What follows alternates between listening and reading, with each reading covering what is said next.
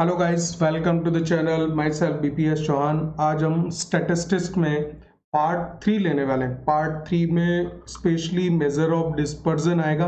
Major of dispersion से यहीं से हमारी जो जेई मेन का सिलेबस है उसकी शुरुआत हो जाती है। ये यहीं से आगे का जो पार्ट है वो एक्सक्लूसिवली जेई मेन के लिए है। ठीक है, so let's start to the measure of dispersion. Right guys, so today we are going to take the part 3 में यही आएगा। एंड देखिए, मेजर ऑफ डिस्पर्जन, डिस्पर्जन जो टर्म है कि इन टर्म्स को हमें हिंदी में भी समझना चाहिए कि इसका मतलब क्या होता है। जो डिस्पर्जन वर्ड है, डिस्पर्जन का मतलब होता है बिखराव, बिखराव। तो डाटा आपका किस तरह से कितना कितना इधर उधर स्कैटर्ड है, फैला हुआ है, वो आपको बताता है डिस्पर्जन। डिस्पर्जन का मतलब ही होता है बिखराव। So dispersion means this is the बिखराव।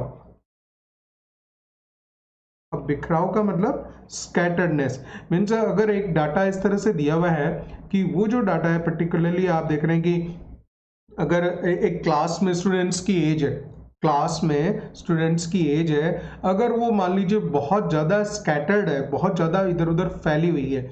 अगर क्लास 11th की बात कर रहे हैं और उसमें अगर मान लीजिए 13 ईयर से लेके अगर 21 ईयर के स्टूडेंट्स हैं, तो ये वाला डाटा अच्छा नहीं माना जाएगा। This will not be a good data for the observation, right? Because 13 years age is means 11th class का बच्चा है, 13 years की एज वाला भी है, 21 years की भी एज वाला है। So this kind of observation is not considered as the better into the statistics, right? तो हम देखते हैं कि कितना डाटा इधर से उधर फैला हुआ है और वही चीज डिस्कस करते हैं। जैसे डिस्पर्जन जो है, डिस्पर्जन क्या है? Dispersion is the measure of the variation, कितना वेरिएशन आ रहा है। ठीक है, और जितना ज्यादा वेरिएशन होगा उतना डाटा अच्छा नहीं होता।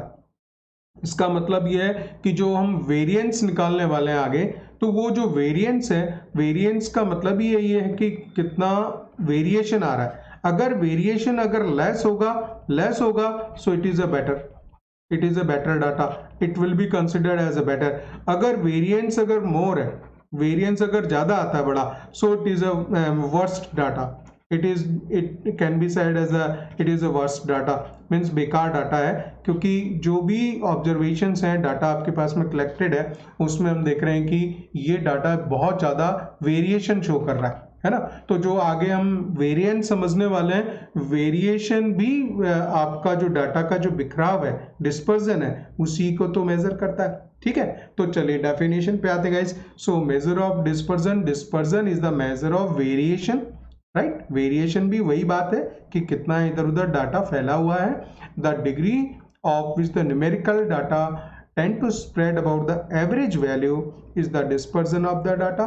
measure of dispersion, जो dispersion है उसको हम कई तरह से इसको मेजर करते हैं। जैसे कि रेंज है, रेंज से भी मालूम पड़ जाता है। अगर मान लीजिए किसी क्लास 11th में 13 ईयर का स्टूडेंट है और 21 ईयर्स का स्टूडेंट है, और अगर ये इनके बीच में जो गैप है बहुत ज़्यादा है, तो ये गलत डाटा कंसिडर होगा, ये रेंज होता है। सो रेंज हमेशा क्या करते हैं, हाईएस्ट डाटा में से लोएस्ट डाटा को माइनस कर लीजिए, वो आपको उसकी रेंज मालूम चल जाएगी। ठीक है ना।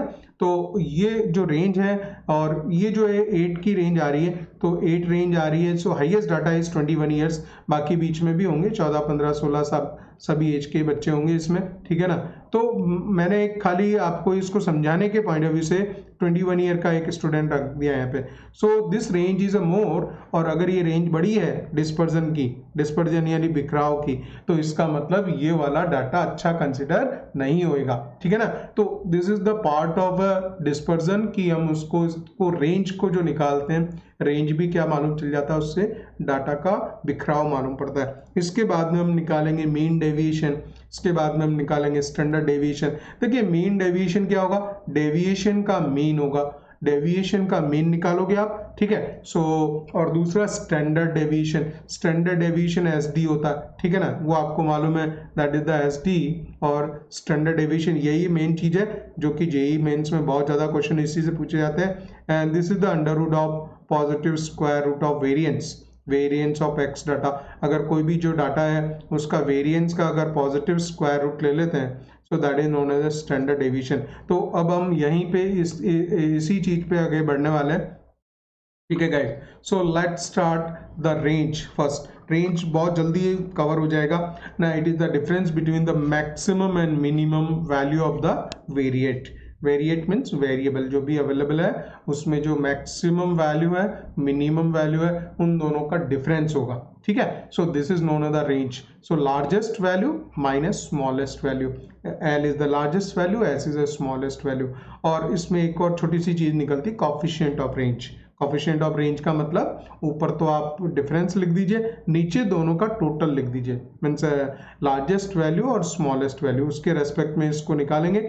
सो that is known as the coefficient of range, ठीक है। ये बहुत छोटी चीजें हैं, ये एग्जाम में आती नहीं है, लेकिन हम इसको क्यों कंप्लीट कर रहे हैं, in order to understand all the things की ये जो है इसी का पार्ट है, ठीक है। हम जो निकाल रहे हैं, हम डाटा का निकाल रहे हैं क्या, we are finding the dispersion और बेसिकली वेरिएंस पे जा रहे हैं, वेरिएशन कितना डाटा में वेरिएशन हो रहा है, तो वो रेंज भी उसी का एक पार्ट होता है गाइस, है ना।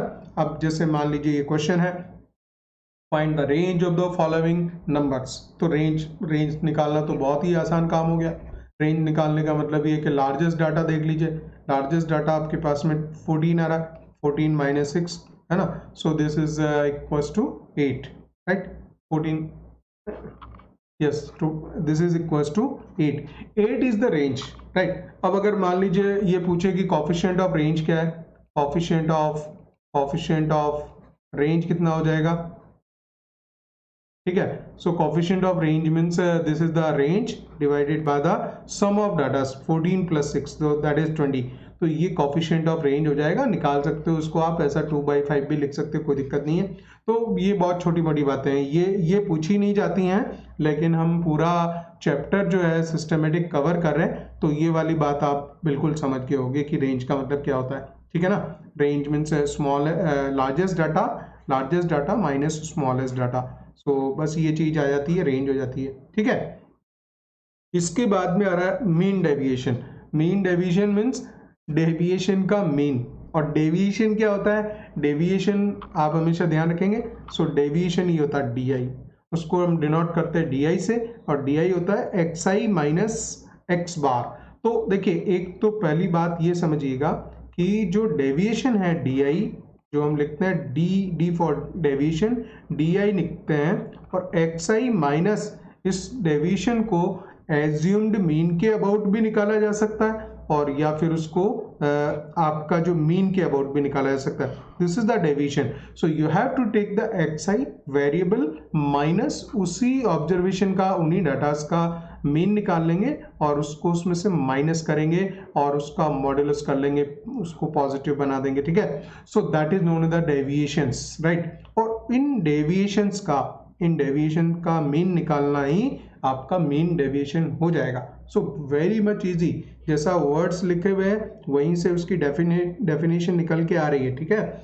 मीन डेविएशन का मीन निकाल रहे हो आप, और डेविएशन क्या होता है, ये डी आई जो वेरिएबल दे रखे हैं उसमें से आपको उन्हीं वेरिएबल्स का आप मीन निकाल लीजिए पहले। तो ये मीन दो तरह से हो सकता है, आप इसको एज्यूम्ड मीन भी ले सकते हैं। सो जो डेविएशन है वो कई बार एक्स आई माइनस ए भी होता है, उससे भी निकाल सकते हैं, कोई दिक्कत नहीं है, ठीक है। वो भी आपको 100% राइट वैल्यू ही देने वाला है, ठीक है ना। तो यहाँ पे आप इसमें एज्यूम्ड मीन भी ले सकते हैं। एज्यूम्ड मीन मीन्स उसको एक आइडिया से एक मीन, जो भी डाटाज आपको गिवन है उसमें आपको, अगर मान लीजिए वो इंडिविजुअल डाटा दे रखे हैं, ठीक है, तो इंडिविजुअल डाटा में तो एक आइडिया लग जाता है कि बीच का इसका जो एवरेज वैल्यू है वो कितनी है, तो वो हम निकाल के दे देंगे, ठीक है ना। तो इस तरह से निकाल सकते हैं। सो देखिए, मीन डेविएशन का डेफिनेशन वगैरह देख लेते हैं क्या लिखा है। So mean deviation about the central value means mean वगैरह, है ना, is defined as the arithmetic mean of the absolute deviations. Absolute deviation का मतलब मॉड लगाने के बाद, ठीक है ना। सो पॉजिटिव बना देना of all the values taken about the central value means assumed mean हो सकता है, या it can be the x bar, तो एक्चुअल मीन हो सकता है, ठीक है ना। तो जो मीन डेविएशन है देखिए गाइस, वो कैसे निकालते हैं, mean deviation of the individual observations. तो इंडिविजुअल ऑब्जर्वेशन दे रखी हैं, वेरिएबल्स दे रखे हैं x1 x2 up to xn are the n values of a variable x, वो दे रखा है। तो हम उसका जो मीन निकालेंगे, मीन डेविएशन लिखेंगे। So that is the sigma d upon n, बहुत सिंपल फार्मूला है। सो मीन डेविएशन आया था, इससे मीन डेविएशन आएगा sigma d i upon n, जितने नंबर ऑफ ऑब्जर्वेशन है। और सिग्मा डी आई किससे आ रहा है? सिग्मा डी आई आएगा आपका sigma and D I means x i minus, अब जैसे इसने यहाँ पे इसको एज्यूम्ड मीन के अबाउट ले रखा है, तो आपको जैसा भी दे रखा ये भी पॉसिबल है। और अगर वो खैर ऐसा आएगा नहीं है, आईआईटी जेईई में ऐसा नहीं आएगा कि वो बोले कि अबाउट द एज्यूम्ड मीन निकालो कि इसको एक्चुअल मीन के अबाउट निकालो, तो वो तो हम कोई सा भी निकाल सकते हैं, कोई दिक्कत नहीं है, ठीक है ना। जैसी इंफॉर्मेशन दे रखी हो, क्वेश्चन में इंफॉर्मेशन कई बार गिवन होती है, तो उसको हमें यूटिलाइज करना होता है, ठीक है ना। So this is the mean deviation, you can find it by the actual mean के अबाउट ले सकते हो, या इसको एज्यूम्ड मीन के अबाउट भी ले सकते हो। ये एज्यूम्ड मीन के अबाउट दोनों सेम मीन डेविएशन एक ही आने वाले, ठीक है ना। सो it is very much clear कि हम किस तरह से मीन डेविएशन निकालेंगे इंडिविजुअल डाटास का। अगर इंडिविजुअल ऑब्जर्वेशंस आपको गिवन है तो आप उसको किस तरह से वर्कआउट करेंगे, ठीक है। तो simply that is the summation of all the deviations divided by number of variables, n से हम डिवाइड कर देंगे तो वो चीज़ आ जाती है, ठीक है ना। सो बहुत आसान है। अब ये देखिए कि सिंपली ये निकालने के बोला find the mean deviation of the number, ठीक है। तो ये जो नंबर्स दे रखे हैं, इसको अगर हम देखें, इससे लार्जेस्ट नंबर 11 आ रहा है, स्मॉलेस्ट 3 आ रहा है, और ऑर्डर में ही लिखे हुए, ठीक है ना। तो इंडिविजुअल ऑब्जर्वेशंस है, तो बहुत आसान काम है इसमें कि पहले तो आप इसको लिख लेते हो, फिर उसका डेविएशन निकालेंगे और उसका मीन डेविएशन निकालेंगे। तो मुझे एक मीन निकालना पड़ेगा, तो एज्यूम्ड मीन एज्यूम्ड मीन ले लेता हूँ मैं, और एज्यूम्ड मीन यहाँ ले लूँगा, सबसे स्मॉलेस्ट 3 है, मैक्सिमम 11 है, 3 + 11/2 इस तरह से भी निकल जाता है। तो 11 3 14/2, तो ये 7 आ गया। तो हम एज्यूम्ड मीन 7 ले सकते हैं, लेट ए इज 7, ये आपका हो गया एज्यूम्ड मीन। एज्यूम्ड मीन जब हमारे पास में आ गया तो हम इन वेरिएबल्स को लिखेंगे। So that is the 3 4 5 7 9 and 10 11, ठीक है। ये वेरिएबल्स लिखे और इसके बाद में डी आई निकाल देंगे। डी आई के लिए जगह नहीं बची, तो यहाँ डी आई लिखूंगा मैं, that is the x i minus 7 x i. तो यहाँ पे जो डेविएशन का जो फॉर्मूला हो जाएगा हमारे लिए, वो आ जाएगा एक्स आई माइनस 7, ठीक है, उसका मॉड कर देंगे। तो 3 - 7 आएगा, 3 - 7 का मॉड। सो चलिए इसको एक मिनट, ये डी आई है, चलिए आप यहाँ डी आई समझिएगा, मैं थोड़ा सा इनकी स्पेस ऐसे क्रिएट कर देता हूँ। So just we have to write down these datas here, right. तो ये जो डेविएशन आएगा 3 - 7 का, उसका 4 पॉजिटिव कर देना, 4 - 7 इसका 3 आ जाएगा, एंड 5 - 7 -2 होता है, लेकिन पॉजिटिव करना 2, 7 - 7 0 आएगा, और 9 - 7 देगा 2, और पॉजिटिव भी करते जा रहे हैं साथ ही साथ। 10 - 7 3 आ जाएगा, एंड 11 - 7 4 आ जाएगा, और इसका समीशन ऑफ डी आई करेंगे, समीशन ऑफ डी आई, ठीक है। तो ये वैल्यूज को ऐड कर लेंगे आप, 4 3 7 8 9 9 और 9 18 आ गया टोटल, ठीक है ना। 7 to 9 ये भी है, ये भी 9 ही है। So summation of d i. So therefore mean deviation क्या हो गया गाइस, बहुत इजी काम कर रहे हैं अभी। Mean deviation is simply the summation of d i divided by n, और एन 1 to 3 7 है, so that is 7, 18/7। So this is simple, very simple. So 18/7, 7 to 14, 4.0, ठीक है ना। और ये लगभग इतना आ जाएगा 2.57 के आसपास, ठीक है। तो ये निकाल सकते हैं हम easily. So this is there guys, mean deviation निकाला डिवाइडेड बाय एन। तो ओके, ठीक है, ये नंबर्स मैंने लिखे थे, उस हिसाब से ये राइट है। Come to the second part. अब देखिए मीन डेविएशन निकाल रहे हैं, और मीन डेविएशन में भी अब क्या आ रहा है next, mean deviation of the discrete frequency distribution. अगर वो मान लीजिए फ्रीक्वेंसी के साथ में दे रखा है, वेरिएबल ऐसे दे रखे हों कि x1 x2 x3 और उनकी करस्पॉन्डिंग फ्रीक्वेंसी दे रखी हो, F1 F2 F3 इस तरह से अगर फ्रिक्वेंसीज दे रखी हैं और उस केस में अगर हमें मान लीजिए मीन डेविएशन निकालना है तो देखिए फॉर्मूले में तो बहुत आसान काम है। यहाँ पे जो फॉर्मूला है मीन डेविएशन का वो बिल्कुल एग्जैक्टली ऐसा आ जाएगा। पिछले वाले फॉर्मूले में खाली डी किया था, सिग्मा आ जाएगा एफ आई डी आई आएगा, f i d i upon sigma f i. अब f i sigma f i क्या है, वो तो sum of all the frequencies है, उसको हम कैपिटल एन से लिखते हैं, ठीक है ना। तो ये चीज़ आपको पता है। तो एक डेवलपमेंट हो जाएगा, जो डेविएशन है उसको फ्रीक्वेंसी से मल्टीप्लाई कर देना और F i d I value निकालेंगे और नीचे आ जाएगा सम ऑफ ऑल द फ्रीक्वेंसीज, ठीक है ना। सो दैट इज, क्योंकि वहाँ तो इंडिविजुअल डाटा था तो हमने एन से डिवाइड कर लिया था, कोई दिक्कत नहीं थी। लेकिन यहाँ है जो सारे, अगर ये x1 वेरिएबल है, इसकी फ्रीक्वेंसी अगर 4 चल रही है तो ये सारी फ्रीक्वेंसीज का हम सम निकालेंगे तो वो हमें टोटल ऑब्जर्वेशन का सम देगा, ठीक है ना। कितने ऑब्जर्वेशंस टोटल है, अगर ये पर्टिकुलर 3 है और ये 4 बार आ रहा है तो बेटर है कि हम फ्रीक्वेंसीज का सम निकालें, so that will give you the total capital n value, ठीक है। तो फॉर्मूला ये वाला चल जाएगा आपका sigma f i d i upon capital n, ठीक है ना। This is clear. So come to the question here. देखिए find the mean deviation about the mean. अब जैसे ये चलिए अभी हम क्वेश्चन सीख रहे हैं थोड़े बहुत, ये वाला भी फेज वही है कि हम इस टाइप के क्वेश्चंस में मीन डेविएशन निकालना सीख रहे हैं। तो मीन डेविएशन हम फार्मूला निकालेंगे, हमारे पास में फार्मूला आ जाएगा sigma f i d i upon sigma f I, frequencies का टोटल सम, ये उसकी करस्पॉन्डिंग फ्रिक्वेंसीज हैं, ठीक है। तो आप पहला काम तो ये करोगे कि एक्स आई जो दे रखा है 3, 9, 17, 23 और उसको वर्टिकली लिख लीजिए, ज़्यादा समझ में आती बात। और फ्रीक्वेंसीज को लिख लेंगे, दिस इज़ द 8, 10, 12, 9, 5, ठीक है। तो इस तरह से आ जाएगा। तो हमें मीन भी निकालना है, तो मीन के लिए फॉर्मूला आपको पता है, जैसे ये जो मीन डेविएशन निकलेगा ये अबाउट द मीन निकलेगा गाइस, ठीक है। तो अबाउट द मीन का मतलब sigma f i x i, तो उसका जो फॉर्मूला है आपको पता है sigma f i x i upon sigma f आई लगता है। तो पहले एक्स बार भी निकालना पड़ेगा, उस एक्स बार को निकालने के बाद फिर डेविएशन निकालेंगे तो टेबल आगे बढ़ेगी थोड़ी सी, ठीक है। तो पहला काम हम कर लेंगे एफ आई एक्स आई का, तो फ्रीक्वेंसीज और उसके जो करस्पॉन्डिंग वेरिएबल है वो मल्टीप्लाई हो जाएगा, ठीक है। तो यहाँ 90 आ जाएगा और यहाँ पे आ जाएगा 17 × 12 84 4 8 और 12 8 20, ठीक है, 204। This is the 204 value, 23 × 9, 207. This is 207 and 27 × 5. So this is 135, ठीक है ना। तो ये वैल्यू हो जाती है। तो अगर इनको हम सबको ऐड करेंगे sigma f i x i, तो ये वैल्यू अराउंड आ रही है सिग्मा एफ आई एक्स आई 660 के आसपास, ठीक है।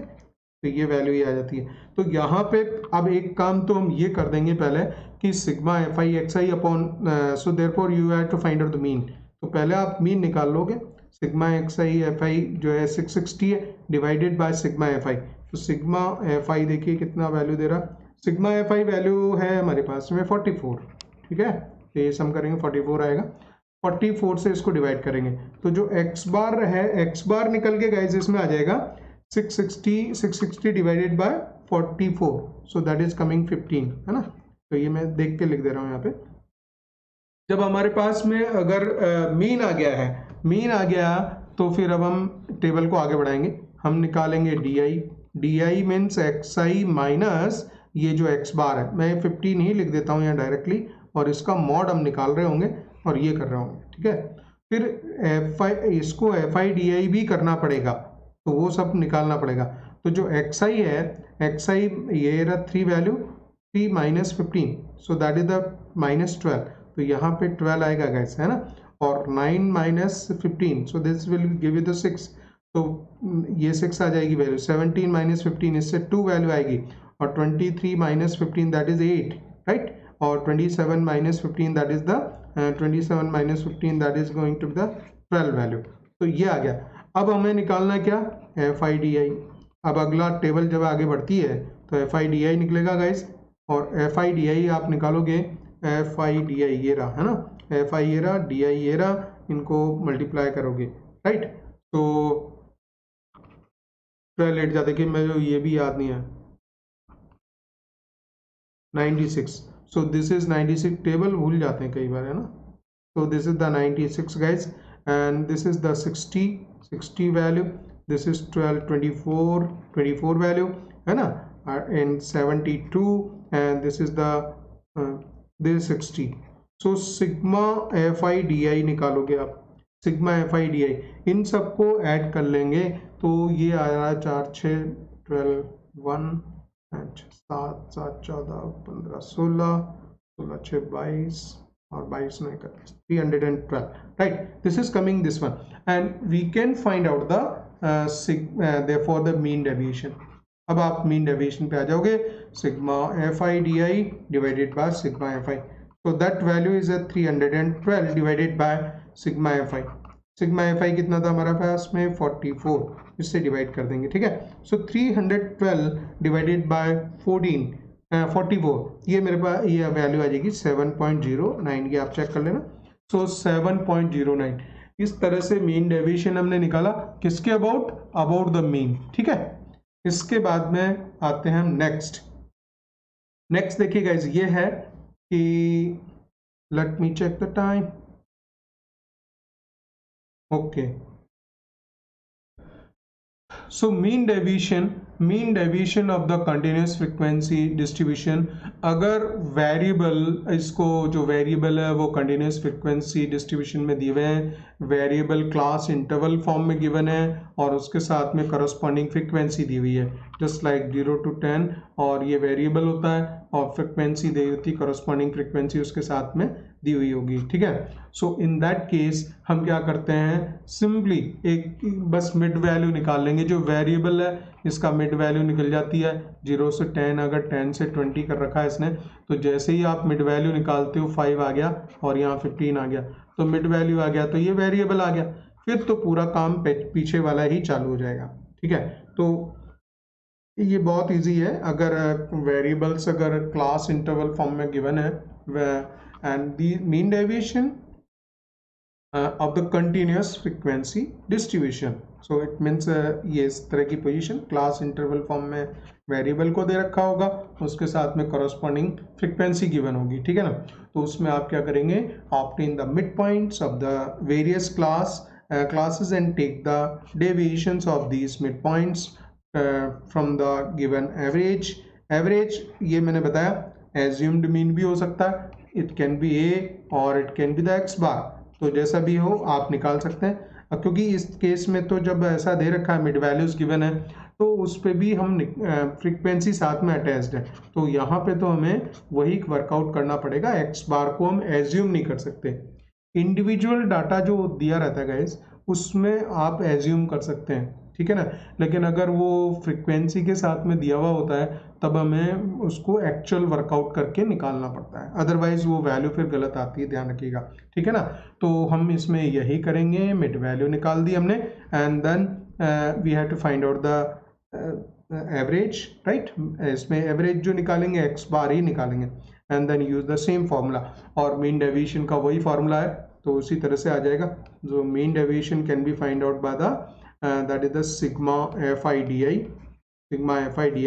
upon sigma fi, और di क्या है, di आपको पता ही है, di की वैल्यू है xi माइनस एक्स बार, बेटर एक्स बार। यहाँ कंटिन्यूस फ्रीक्वेंसी डिस्ट्रीब्यूशन में तो ध्यान रखिएगा कि यहाँ पे एक्स बार ही निकालना पड़ेगा आपको, तभी उस पर वर्कआउट होगा, ठीक है ना। या फिर उसने खुद ने दे रखा हो क्वेश्चन में कि let's say the assumed mean is so and so, तो डायरेक्टली आप यूज करते हो यहाँ पे, नहीं तो फिर मीन डेविएशन निकालने के लिए यही फॉर्मूला इसी तरह से चलेगा। तो ये तो वही प्रीवियस फॉर्मूले का ही रिपीटिशन है, हमने खाली मिड वैल्यूज निकाल ली, बाकी का सारा काम वही का वही है, ठीक है। चलिए इस पे क्वेश्चन करते हैं। तो देखिए गाइज, ये जो है हमारा जो मीन डेविएशन हम निकाल रहे हैं कंटिन्यूस फ्रीक्वेंसी डिस्ट्रीब्यूशन में, अगर इस तरह से गिवन है, so we have to find out the mean deviation. अब देखिए ये जो क्लासेस गिवन है, साथ में उसकी फ्रीक्वेंसीज गिवन है, ठीक है। तो पहले आपको एक काम करना पड़ेगा कि एक्स आई, मैं डायरेक्टली यहीं से निकाल देता हूँ x i, so xi means we have to find out the mid values, ठीक है ना। तो इसमें आ जाएगा 15 आएगा, फिर यहाँ पे आ जाएगा 25, तो 10 के गैप में है, तो 15 35 45 कितने हैं, 1 2 3 4 5 6 7 है, 7 है, तो ये हो जाएंगे 3 45 55 एंड 65 आई थिंक, है ना। 7 तक आ जाएगा, 1 2 3 4 5 6 और एक और आ रहा है 1 2 3 4 5 6 7 है, तो 75 तक जाएगा कैसा। और ये एक चीज हो गई। इसके बाद में आता है आपका फ्रीक्वेंसी दे रखी है इसने, तो फ्रीक्वेंसीज एफ आई है, एफ आई वो आप लिखेंगे 23238। थोड़ा सा मैं इसको जल्दी कोशिश करूंगा कैसे फिनिश हो जाए जल्दी से क्वेश्चन, क्योंकि आपको मेन पॉइंट समझ आना चाहिए इसमें। सो 832, ठीक है। So this is given. तो पहला काम जो हम फॉर्मूला यूज करने वाले मीन डेविएशन का, वो तो आएगा हमारा sigma f i d i upon sigma f आई, ठीक है ना।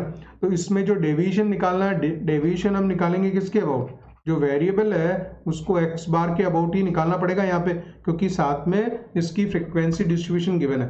सो you have to find out the x bar, तो उसके लिए एफ आई एक्स आई करना पड़ेगा एक बार। एफ आई एक्स आई आप निकाल लोगे तो इसको मल्टीप्लाई कर दोगे guys. So this is the 30, ठीक है ना, और दिस 75 एंड 35, तो देखिए ये आ जाएगा 280, this is 280 45 into 14, so this is 630 and this is going to be the 440 multiply 55 into 8, right, 65 into this is the 195 and this is 150, ठीक है। तो इसका सम मैं थोड़ा सा देख के लिख रहा हूँ इसको, एफ आई एक्स आई से इसको, इसका आप सबका सम निकालोगे कैसे, है ना।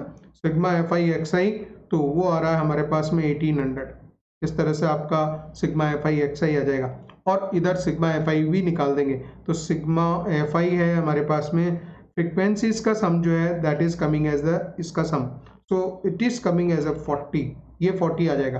तो पहले आप इसका मीन निकालोगे, सो that is the sigma f i x i upon sigma f आई, ठीक है। So sigma f i x I is 1800 divided by 40, तो ये आपको दे देगा 45, ठीक है ना, 45 आ जाएगा। अब आप टेबल बनाओगे किसकी, डेविएशन की, डेविएशन हो जाएगा आपका D i, so x i minus 45 का मॉडुलस और इसका मॉडुलस निकालोगे, तो ये जो टेबल क्रिएट होगी ये डेविएशन की होगी, फिर एफ आई डी आई बनता है गाइस, है ना, और उसके बाद में फास्ट वर्कआउट कर देंगे। So that is the x i, d i निकलेगा about the mean, so 15 minus 45, so 30 आ जाएगा, ठीक है। 25 माइनस 45 ये 20 दे देगा, and 35 minus 45 this is 10, 45 minus 40 0, ठीक है। 55 minus 45 10, और पॉजिटिव तो रखना ही रखना सारे, है ना। और इसके बाद में 20 and this is coming as a 30, ठीक है। ये सारी वैल्यूज आ जाती हैं। सो उसके बाद में हम करेंगे F i d i, so F i d आई आप निकाल लेंगे। So next step is F i d I, you can find out this one, इनको दोनों को आप मल्टीप्लाई करोगे इस टेबल को इससे, सो दैट इज द 60 आ रहा है and this is again 60 and this is 80 0 this is 80, right, and this is 60 और ये मल्टीप्लाई हो जाएगा 60, ठीक है। फिर आपको निकालना होगा sigma f i d i, sorry this is sigma f i d i, ये वैल्यू निकालनी होगी। Sigma f i d i इसके वैल्यू निकाल दीजिए, sigma f i d i आ रहा है 400, राइट, इसको आप चेक करेंगे 400 ये आ गया। So therefore the mean deviation निकालना आसान है, that is the sigma f i d i and divided by sigma f i, so 400 divided by this is 40, right, so it is coming as a 10, simply 10। Mean deviation जो है इस तरह से निकल के आ गया। तो ये बिल्कुल जस्ट मैं एक रिवीजन के पॉइंट ऑफ व्यू से इसको क्वेश्चन को सॉल्व किया है मैंने। इस तरह से आपकी टेबल आगे बढ़ती चली जाती है, और इस केस में तो आपको मालूम है कि जो मीन है वो निकालना ही पड़ता है। मीन निकाल के उसको जो डेविएशन निकालते हैं, डेविएशन निकलता है अबाउट द मीन, मीन की वैल्यू ये हमने निकाली थी एक्स बार, और ये डेविएशंस निकालेंगे, फिर एफ आई डी आई निकालेंगे, सिग्मा एफ आई डी आई की वैल्यू निकल जाएगी, उसको हम सिग्मा एफ आई से डिवाइड कर देंगे, so that is the mean deviation. तो ये हमारा जो मीन डेविएशन है यहाँ इस केस में 10 आ रहा है, ठीक है। So today in the part 3 आज हम यहीं तक लेने वाले हैं। और इसके बाद में जो नेक्स्ट गाइस पार्ट 4 आएगा, पार्ट फोर में जो है हम बिल्कुल स्टैंडर्ड डेविएशन और वेरिएंस, क्योंकि निकालना खाली वेरिएंस ही होता है, वेरिएंस ही निकालना होता है। वेरिएंस का अगर पॉजिटिव स्क्वायर रूट ले लोगे तो स्टैंडर्ड डेविएशन हो जाएगा। That will take into the part 4 मिलेंगे। और उसके बाद में मैं क्वेश्चंस लूंगा सारे जो जेई मेन में आए हुए कंटिन्यूस क्वेश्चंस, मतलब 13, 15 और बीच में जो थोड़ा पहले स्कैटर्ड फॉर्म में आते थे, लेकिन मैथमेटिकल रीजनिंग और आपका सेकंड चैप्टर कौन सा, ये जो हम लोग कर रहे हैं स्टैट्स, ठीक है। इन दोनों चैप्टर में से पिछले 2-3 सालों में का रिकॉर्ड ऐसा हो गया कि कंटिन्यूसली एक क्वेश्चन उन्होंने देना परमानेंट कर दिया और फ्री के मार्क्स होते हैं, ठीक है ना। तो ये जो 2 क्वेश्चंस हैं, ये 2 क्वेश्चंस के 8 मार्क्स आप बिल्कुल फ्री के ले सकते हैं अगर चैप्टर आपने किया हुआ है। चैप्टर तो बहुत आसानी से तैयार हो जाता है, ठीक है ना, बाकी उसको फिर रिवाइज करते रहिए और with in 5 to 10 minutes chapter revise भी हो जाता है। So you can get the free marks of 8 free marks mathematical reasoning से और स्टैट्स से, ठीक है। ओके बाय गाइस, इसके बाद में नेक्स्ट पार्ट 4 में मिलते हैं हम लोग।